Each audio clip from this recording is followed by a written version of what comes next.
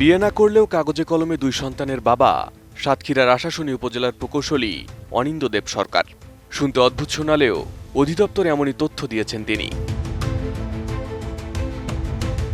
মূলত সাতক্ষীরার আশাশুনি উপজেলার স্থানীয় সরকার বিভাগে কর্মরত ছিলেন প্রকৌশলী অনিন্দ্যদেব সরকার। তবে বিয়ে না করলেও অধিদপ্তরে আবেদন করে তিনি দাবি করেছেন তার 2 ছেলে ও মেয়ে রয়েছে। স্থানীয় সরকার বিভাগের তথ্য অনুযায়ী গত 29 জুন 3 কোটি টাকার দুর্নীতির অভিযোগে ওই কর্মকর্তাকে স্ট্যান্ড রিলিজ করা হয়। এরপর তিনি বদলির আদেশ পুনর্বিবেচনার আবেদন করেন এবং বদলি ঠেকাতে সেই আবেদনে 2 সন্তানের অভিভাবক হওয়ার বিষয়টি উল্লেখ করেন। আমার জানা মতে ওয়াইফ বিবাহিত নয়, তাই তো আমি জানি বিবাহিত নয়। বিয়ে করতে ওয়াইফ নেই এমন কিনা জানি না, বাট তার ওয়াইফ নাই এটুকু আমি জানি। বিয়ে করতে কিনা জানি না, তবে ওয়াইফ নাই এটুকু জানি।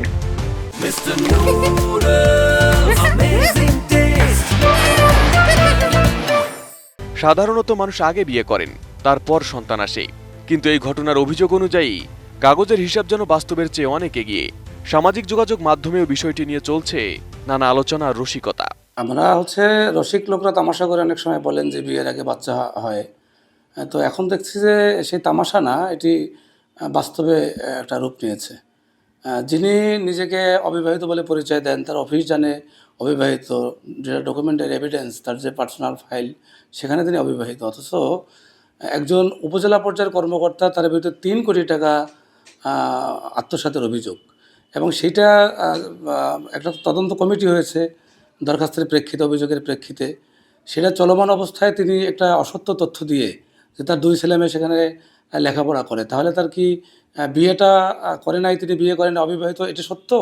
নাকি তার স্ত্রী আছে, বাচ্চা আছে, এটা সত্য? তাহলে সেটাও তো তিনি চাকরিবিধি লঙ্ঘন করেছেন, এই ইনফরমেশন যদি তিনি গোপন করে থাকেন।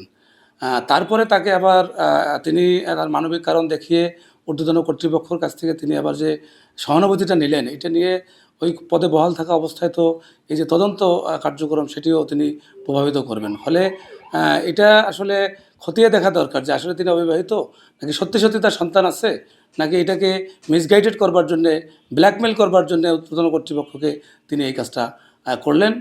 সেটা করলে যেটা হবে যে তার ব্যাপারে সঠিক সিদ্ধান্ত নিতে যেমন দপ্তরের সুবিধা হবে, সাথে সাথে তার বিরুদ্ধে যে অভিযোগ, সেই অভিযোগের একটা নিরপেক্ষ তদন্ত হয়ে একটা সঠিক চিত্র আমাদের সামনে আসবে।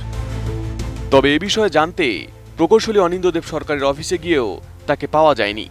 এমনকি ফোনে কল ও SMS দিলেও তাতেও সাড়া দেননি তিনি। Desk report, ATN news.